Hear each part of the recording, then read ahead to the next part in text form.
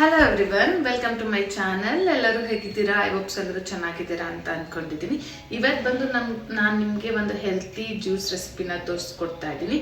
ಅದಕ್ಕೆ ಬೇಕಾಗಿರೋ ಇಂಗ್ರೀಡಿಯೆಂಟ್ಸ್ ಬಂದು ಒಂದು ಮೀಡಿಯಮ್ ಸೈಜ್ಡು ಬೀಟ್ರೂಟ್ ಬೇಕು, ಒಂದು ಆ್ಯಪಲ್ ಮತ್ತು ಒಂದು ಕ್ಯಾರೆಟ್. ಇದನ್ನು ನೀಟಾಗಿ ಪೀಲ್ ಮಾಡಿಕೊಂಡು ಕಟ್ ಮಾಡಿ ಇಟ್ಕೊಂಡಿದ್ದೀನಿ. ಇವಾಗ ಬಂದು ನಾನು ಒಂದು ಜ್ಯೂಸರ್ ಜಾರ್ನ ತೊಗೊಂಡಿದ್ದೀನಿ.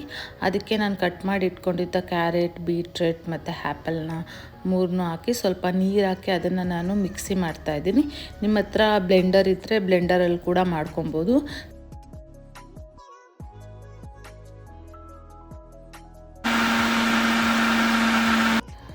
ಮಿಕ್ಸಿ ಮಾಡಾಯಿತು. ಇವಾಗ ನಾನು ಬಂದು ಸೀವಿಂಗ್ ಮಾಡ್ಕೊತಾ ಇದ್ದೀನಿ. ಇದನ್ನು ಸ್ವಲ್ಪ ಜನ ಸೀವ್ ಮಾಡದೆ ಕುಡಿತಾರೆ, ಬಟ್ ನನಗೆ ಸ್ವಲ್ಪ ಸೀವ್ ಮಾಡಿಕೊಂಡ್ರೆ ನೀಟಾಗಿರುತ್ತೆ ಕುಡಿಯೋಕ್ಕೆ. ಸೊ ಇವಾಗ ಮಾಡಿಕೊಂಡು ನಾನು ಅದನ್ನು ಕಂಟೈನರ್ಗೆ ಟ್ರಾನ್ಸ್ಫರ್ ಮಾಡ್ಕೊತಾ ಇದ್ದೀನಿ.